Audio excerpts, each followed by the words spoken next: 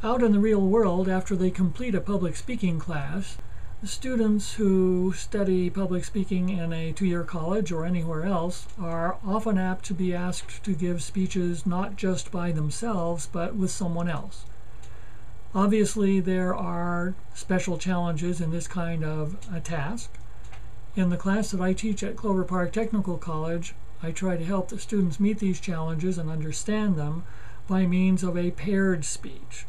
I think you may recall from earlier in this document, if I didn't mention it already, I'll mention it now, that in our class all the students are given partners very early in the course, usually on the second day, by means of some pennies which are drawn from a jar or a cup with their names on the pennies. Once the people know who their partners are, I tell them that by the time they get to their 6th speech out of 7 in our class, they will be expected to create and deliver a speech with their partner. Obviously, in some courses, the instructor might not want to use pairs. The instructor might want to have students do a speech of this sort in 3s or 4s or larger groups. Some instructors will want to have a panel, or perhaps 2 panels, or perhaps a debate of some sort that calls upon students to do something beyond only presenting his or her own thoughts. In any case, I'm going to describe what we do in our paired speech here at Clover Park. This speech occasionally has been a persuasive one at our college. I've asked the students to make a case for something. Usually, however, I conceive of it as an informative speech. A couple of the topics I've had the students handle as public speakers in this regard are a day in the life, which means a speech in which each of the students talks about either his or her own prospective career or the prospective career of his or her partner in such a way that the audience begins to understand what someone in that career field actually does on a daily basis. Another topic I've given with respect to informative paired speeches is what I've learned at CPTC. Because our college, like most colleges, has some umbrella outcomes that it wants all of its students to achieve, I stress this in this speech by telling the students that they should address each of the 4 core abilities that Clover Park Technical College wants them to achieve while they're students here. So this means that even though they don't have to talk about each of those 4 core abilities in detail, they do need to become familiar with them, which gives them some self-reflection on whether they actually have achieved what the core abilities propose for them. Here at Clover Park, the 4 core abilities are communication, critical thinking and problem solving, information and technological literacy, and personal and professional responsibility. Over the years, the students who've chosen this task I shouldn't say the students who've chosen it, the students to whom I've assigned this speech, the one on what I've learned at CPTC, have come with lots of interesting ideas and realizations about their courses of study. They've often talked about individuals at the college who've helped them learn specific kinds of knowledge, and I think it's been fairly effective. Now, those are 2 informative topics that I've used for paired speeches. A third area of paired speech topics is one that has to do with global citizenship. It's important, of course, to remind students of the value of differences among themselves and within our society as a whole. I've tried to do this and tried to give students some context and understanding, some deep appreciation of what goes on outside of their own lives and perhaps before their own lives with a couple of topics. One of them is I give the students a choice of talking about either the Bill of Rights, the Declaration of Independence, or the Universal Declaration of Human Rights. Most of them, it turns out, have not even heard of the Universal Declaration of Human Rights. And yet, when I give them a choice of these three documents, I would say about a third of them do choose that. Perhaps because they think the Bill of Rights and the Declaration of Independence are going to be boring and that they know all they need to know about them. In reality, however, what they invariably find out is they learn new things about each of these three topics. A word of caution: it's important, I think, to use something like the terminology that I'm just mentioning here with respect to these three documents. In other words, I think it's important to say what the Bill of Rights means to me, rather than just talking about the Bill of Rights. Anyone can do that. That's a straight informative speech.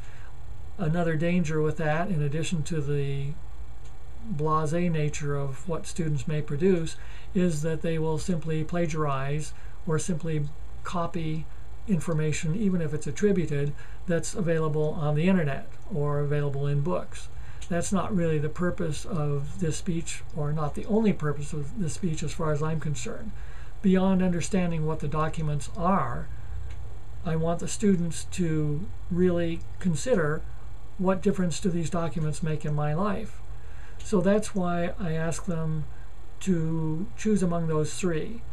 One quarter, I said simply for the students to do speeches on what the Bill of Rights means to me.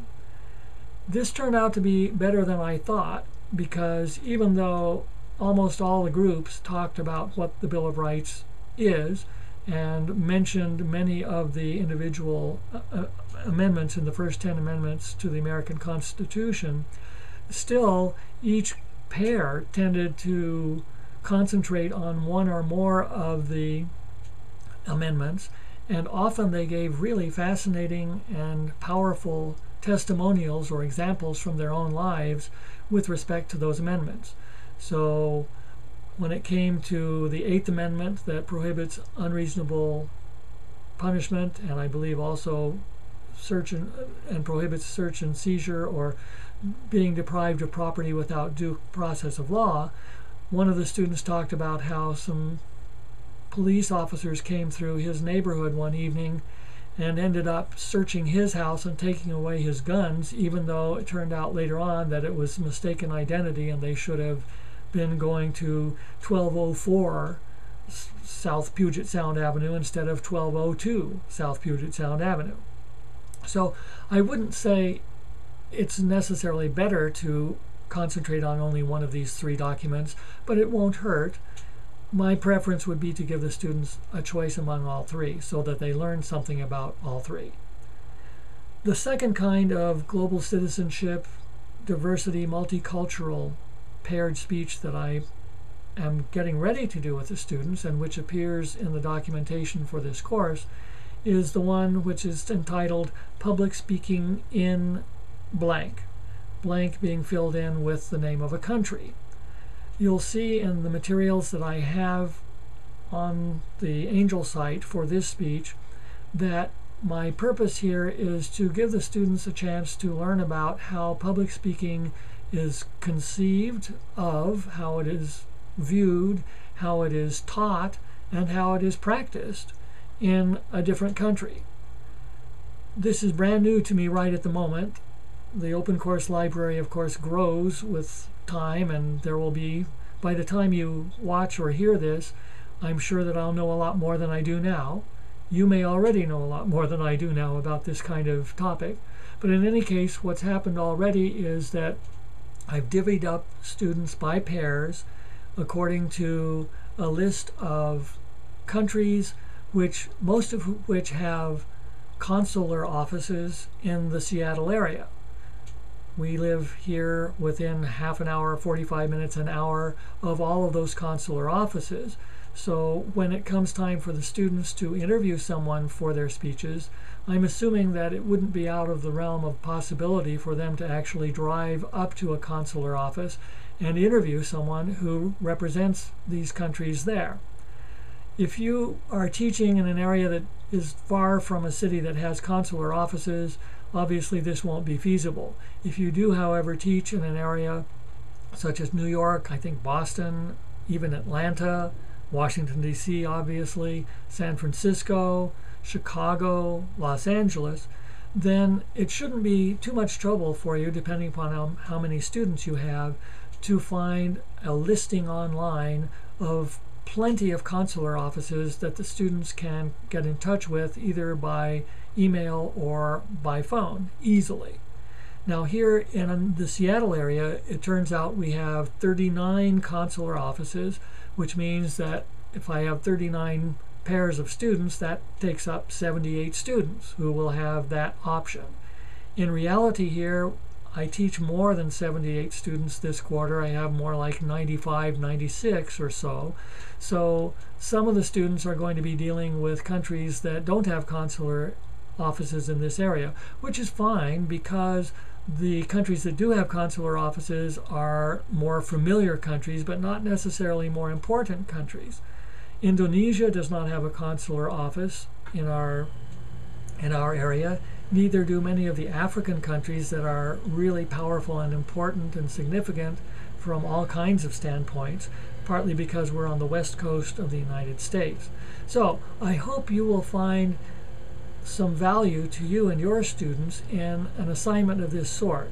It's imperative, I think, that we incorporate an appreciation for diversity, as well as some historical background, as well as some sociological insight, some demographics, some geography. All of these things need to be presented to students, even if there's not enough time to practice all of them in a public speaking class, because who in the world is never going to give a public speech in which some of these things will be important?